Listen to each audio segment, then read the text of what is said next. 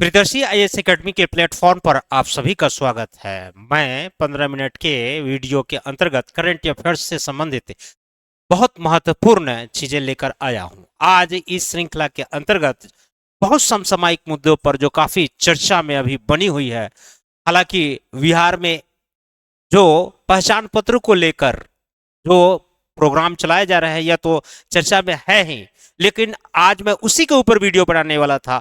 लेकिन उससे भी महत्वपूर्ण मुद्दा है one nation one penal code के ऊपर। तो one nation and one penal code क्या होता है इसके बारे में जानेंगे। क्या इसके सुधार के पीछे महत्वपूर्ण चीजें क्या है, उन पृष्ठभूमियों को समझने का प्रयास करेंगे और ये भी जानेंगे कि यह मेंस की दृष्टि से इतना महत्वपूर्ण क्यों है। क्या है one nation one penal code के बारे में। तो इस one nation one penal code के का संदर्भ पुलिस रिफॉर्म, एडमिनिस्ट्रेशन रिफॉर्म और जुडिशरी रिफॉर्म से रिलेटेड है। तो एक प्रश्न यहीं से आ सकता है कि one nation one penal code का तात्पर्य पुलिस रिफॉर्म से भी है, एडमिनिस्ट्रेटिव रिफॉर्म से भी है और जुडिशियरी रिफॉर्म से भी इसकी संबद्धता है। हाल ही में गृह मंत्री के द्वारा दिए गए स्टेटमेंट के आधार पर जस्टिस विथ वन ईयर के नाम से यह उन्होंने भाषण दिया था और यह पब्लिक डोमेन्स में यह काफी चर्चा का विषय रहा है। इसलिए यह मेंस की दृष्टि से अति महत्वपूर्ण चीजें हैं। अब आते हैं कि जस्टिस विथ वन ईयर का तात्पर्य क्या होता है। यानी कि जुडिशियरी में आप लोगों ने पढ़ा होगा कि जो जुडिशियरी का फर्स्ट स्टेप होता है वह डिस्ट्रिक्ट लेवल पर पहला होता है। जो डिस्ट्रिक्ट लेवल पर जुडिशियरी होता है जिस पर डिस्ट्रिक्ट मजिस्ट्रेट अपना निर्णय सुनाते हैं। दूसरा होता है आपका जो होता है वह होता है आपका स्टेट लेवल पर, यानी कि हाई कोर्ट होता है। और तीसरे और सुप्रीम और अंतिम रूप से निर्णय जो सभी के लिए मान्य होता है वह सुप्रीम कोर्ट होता है। तो इन पूरे केसेस में जिन लेयर जो होते हैं थ्री लेयर्स जो होता है डिस्ट्रिक्ट कोर्ट का होता है, उसके बाद में आपका हाई कोर्ट होता है और उसके बाद सुप्रीम कोर्ट होता है। तो डिस्ट्रिक्ट कोर्ट के लिए वन ईयर में मामले को सुनवा देना है, चाहे वह जितना भी अघण्य या हाइनेस या कितना भी कॉम्प्लिकेटेड किया नहीं हो, ज्यादा मैक्सिमम से मैक्सिमम वन ईयर में वह मामले को दे देना है। उसके अलावा अगर उसकी हम चुनौती हाईकोर्ट में देते हैं तो हाईकोर्ट भी एक ईयर के अंदर वह सुनवाई कर उस पर फैसला सुना देना है। और सुप्रीम कोर्ट के लिए भी यह पूरा का पूरा जो है एक ईयर, एक साल का समय निर्धारित किया गया है। यानी कि टोटल 3 वर्ष में, 3 वर्ष के अंदर किसी भी मामले को पूर्ण रूप से सुनवाई कर अंतिम रूप से निर्णय दे देना है। यह यक्ष प्रश्न यह है मेंस की दृष्टि से अति महत्वपूर्ण है, इसलिए कहा गया है जस्टिस विथ वन ईयर। तो जस्टिस विथ वन ईयर का तात्पर्य यहां 3 वर्ष से है। यह 3 वर्ष किस 3 ईयर से है, यानी कि 3 वर्ष से है, यानी कि एक डिस्ट्रिक्ट कोर्ट्स में 1 ईयर्स, हाई कोर्ट के लिए 1 वर्ष और सुप्रीम कोर्ट के लिए 1 ईयर्स। इन 3 वर्ष के अंदर ही जो है सरकार जो है इस प्रकार का बहुत जबरदस्त और बहुत क्रांतिकारी चीजें लाने जा रही है। इससे 2-3 चीजें जो है उसमें सुधार करने की आवश्यकता पड़ेगी, उस पृष्ठभूमि को समझना पड़ेगा।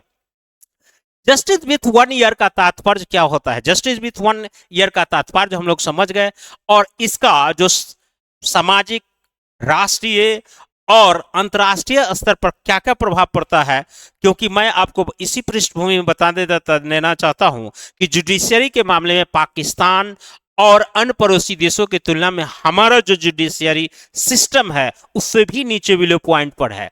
सरकार इन्हीं पृष्ठभूमियों को ध्यान में रखकर हजारों मामले जो न्यायिक प्रक्रिया के अधीन है उनमें डिले हो रहा है। सरकार इन्हीं बातों को ध्यान में रखकर 3 वर्ष के अंदर सारे मामलों को जो है उस पर निर्णय अंतिम रूप से के लिए लाने के लिए यह प्रक्रिया लाई है, जो हेडिंग है जस्टिस विथ वन ईयर। इसमें सुधार करने की आवश्यकता पड़ेगी। 1860 का पैनल कोड जो अधिनियम है, इसी पैनल कोड में के अंतर्गत जो अंग्रेज के जमाने का काल का है, जिसमें एक जो होता है दो प्रकार के कानून होते हैं। एक जो होता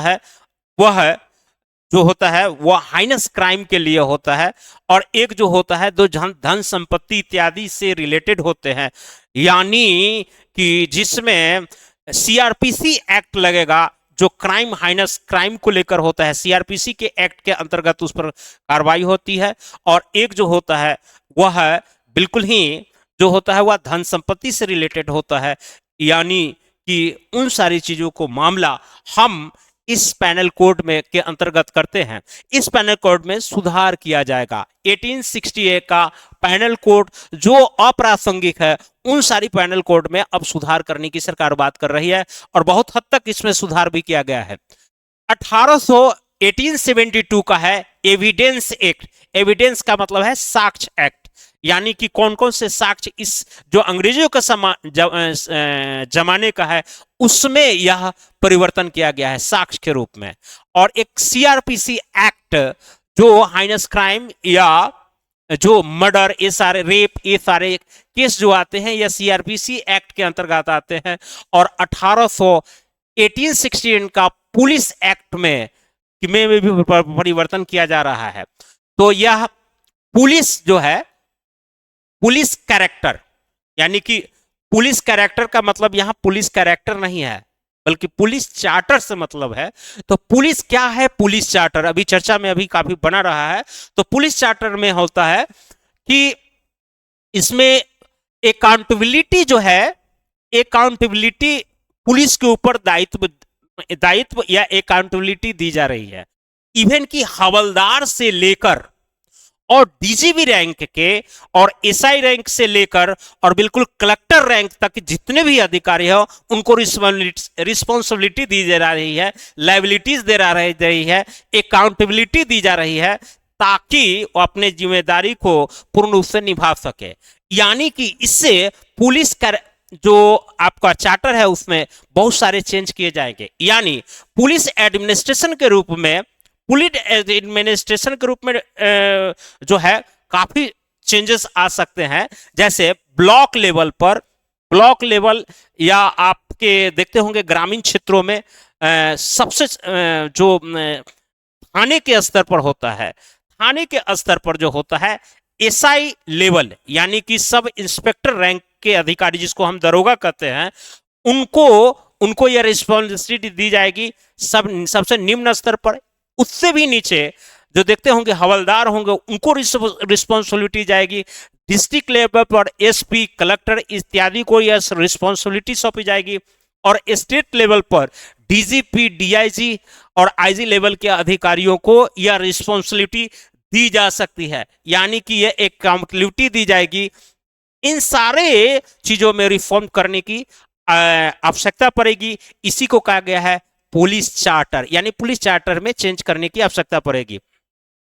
अब है यह उसी प्रकार से है जैसे one nation one election card, one nation one जो है आप जो है उसको क्या कहते हैं कि आप कहीं भी जो है उस कार्ड का प्रयोग करके आप राशन उठा सकते हैं, यानी कि one nation one ration card.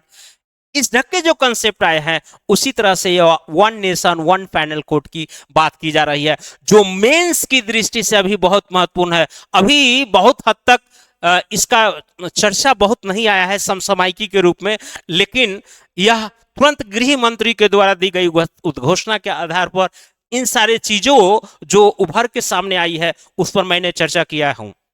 अब देखिए one nation one panel code की जो चर्चा की है कि क्या ऐसा कॉन्सेप्ट है किसी से भारत में पहली बार आ रहा है, विश्व स्तर पर या पहली बार हो रही है, या फिर ऐसा कॉन्सेप्ट कई और देश में था? तो यस, यह जो है one nation one panel code यह यूएसए के मॉडल पर आधारित है, यानी कि यह कॉन्सेप्ट ऑलरेडी यूएसए में यह चीज चल रहा है। अब आपके अंदर 3-4 बातें उभर के सामने आ गई होगी और एक मोटा मोटी आपके अंदर यह सारी चीजें उभर के सामने आ रही है कि justice with in the 1 year करने से सर फायदा क्या है, इसके सिग्निफिकेंस क्या है? तो लास्ट में ये बताना चाहूंगा, इसका सिग्निफिकेंस ये है कि यह निश्चित रूप से सुनने को मिलता है justice delay is justice deny, यानी कि देर से होने वाली कोई भी न्याय जो है वह अन्याय के बराबर है, यानी कि उससे न्याय न मिलने के बराबर है।